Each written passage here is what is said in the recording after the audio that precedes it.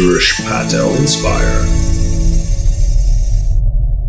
सुनिए सुनिए छत्तीसगढ़ की जनता सुनिए, शासन प्रशासन सुनिए, नेता संगठन और आंदोलन करने वाले सुनिए। आज पूरे छत्तीसगढ़ में नगर बंद किया गया है। सड़कें सुनी है, बाजार शांत हैं, दुकानों के शटर गिरे हुए हैं। लेकिन एक सवाल है, क्या यह शांति है या किसी की मजबूरी की खामोशी? वो सिर्फ एक दुकान नहीं है, वो किसी का घर है, किसी की रोजी है, किसी का भविष्य है। सरकार कोई भी हो, नगर बंद की परंपरा सालों से चली आ रही है। नाम बदलते हैं, चेहरे बदलते हैं, लेकिन हर नगर बंद में नुकसान उठाने वाला अक्सर वही व्यापारी होता है। कभी कभी ये नगर बंद एक बार नहीं, महीने में कई बार किए जाते हैं। हर बार वही कहानी, दुकानें बंद, काम ठप और व्यापारी को नुकसान। अगर महीने में कई बार रोजी पर ताला लगे तो कोई छोटा व्यापारी कैसे टिक पाएगा? हम मानते हैं कि किसी घटना में गलत हुआ है, हम ये भी मानते हैं कि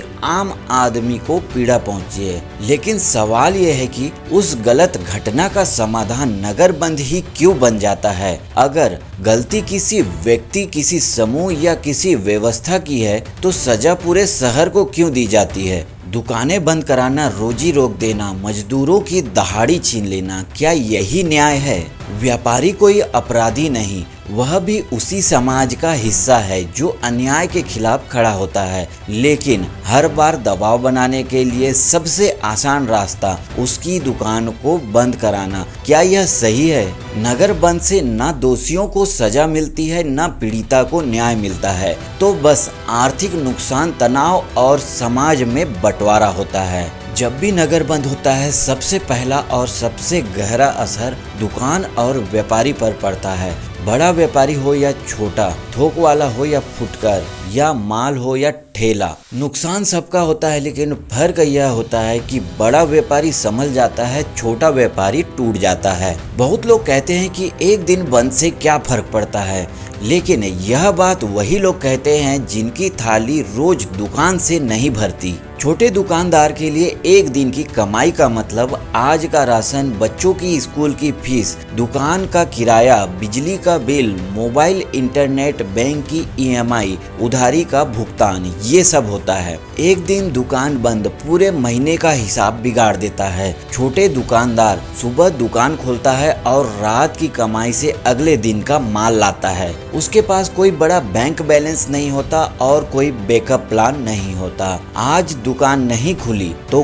कल माल नहीं आएगा, परसों ग्राहक नाराज होगा और धीरे धीरे दुकान बंद होने लगेगी। नगर बंद एक दिन का होता है, लेकिन असर महीनों तक चलता है। यह मत सोचिए कि सिर्फ छोटे व्यापारी को ही नुकसान होता है। बड़े व्यापारी के यहाँ माल पड़ा रहता है, स्टाफ बैठा रहता है, किराया चलता रहता है, टैक्स चलता रहता है, बिजली मीटर घूमती रहती है। कहा जाता है कि नगर बंद समाज के लिए है, न्याय के लिए है, मांगों के लिए है, आंदोलन के लिए है। लेकिन सवाल पूछना जरूरी है, क्या मांग पूरी होती है? क्या समस्या का हल निकलता है या सिर्फ गरीब और व्यापारी पिसते हैं? अक्सर देखा गया है कि बंद के बाद ज्ञापन चला जाता है, फोटो खींची जाती है, बयान आ जाता है और व्यापारी का नुकसान साथ ही रह जाता है।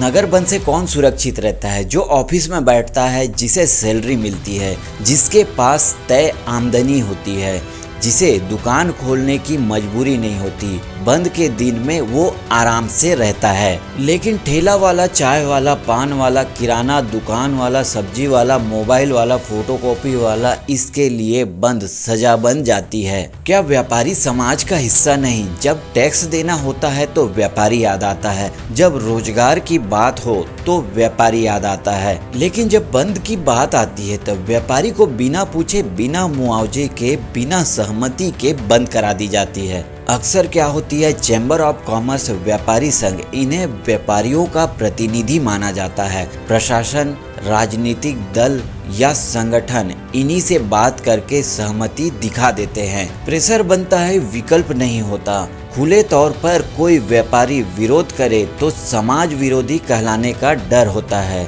अगली बार संगठन सपोर्ट न मिलने का डर अलग बना रहता है। दुकान तोड़फोड़ या नुकसान का भय, इसलिए कई व्यापारी मजबूरी में दुकान बंद करते हैं, ना कि इच्छा से। छोटे व्यापारी सबसे ज्यादा प्रभावित होते हैं। रोज कमाने वाले दुकानदार, फोटोकॉपी, किराना, चाय नाश्ता वाले, इनके लिए एक दिन की बंदी सीधा नुकसान। असली सहमति कागज में होती है, प्रेस नोट में आ जाता है। व्यापारियों ने सर्वसम्मति से बंद का समर्थन किया, जबकि जमीनी हकीकत अलग होती है। व्यापारी संघ के पदाधिकारी ज्यादातर बड़े दुकानदार होते हैं। छोटे दुकानदार, ठेले वाले, रोज कमाने वाले शामिल नहीं होते। इसलिए संघ की सहमति को कभी व्यापारी की सहमति मान लेना पूरी तरह से गलत है। सहमति कम, दबाव ज्यादा होता है। कई बार संघ पर राजनीतिक दबाव, सामाजिक दबाव, समर्थन दिखाने का दबाव, फिर वही दबाव नीचे व्यापारियों तक ट्रांसफर हो जाता है। इसे सहमति नहीं, मजबूरी कहा जाता है। छोटे व्यापारी सबसे ज्यादा नुकसान में रहते हैं।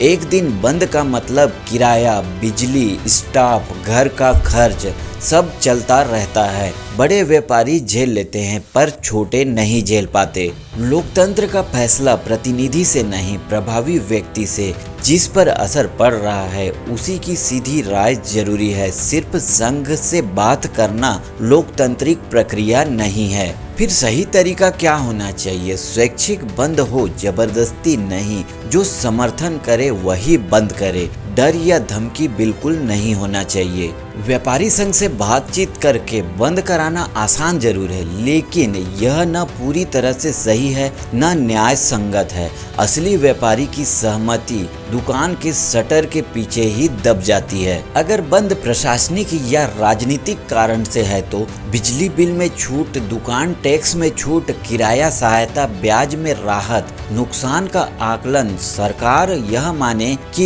यह एक दिन का बंद आर्थिक नुकसान है और उसकी जिम्मेदारी सिर्फ व्यापारी की नहीं हो सकती। आंदोलन हो, लेकिन ऐसा हो हम आंदोलन के विरोध में नहीं, हम मांग उठाने के खिलाफ नहीं, लेकिन ऐसा आंदोलन जो गरीब को ना कुचले, जो व्यापारी को ना तोड़े, जो रोजी रोटी ना छीने। ज्ञापन दो, धरना दो, चर्चा करो, कानूनी रास्ता अपनाओ, लेकिन दुकान बंद करा के आंदोलन सिर्फ नुकसान देता है, समाधान नहीं देता। नगर बंद का असली सच, नगर बंद से शहर बंद होता है, लेकिन नेता सुरक्षित होते हैं, सिस्टम सुरक्षित होता है। टूटता है तो दुकानदार, मजदूर, छोटे व्यापारी।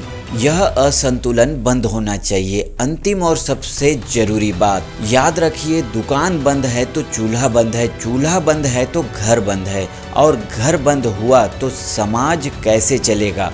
व्यापारी कोई मशीन नहीं है, वो भी इंसान है, उसकी भी जिम्मेदारियां हैं। नगर बंद से समाधान नहीं, संवाद से समाधान चाहिए। व्यापारी की भी सुनी जाए, आंदोलन हो, लेकिन रोजी रोटी पर नहीं। धन्यवाद।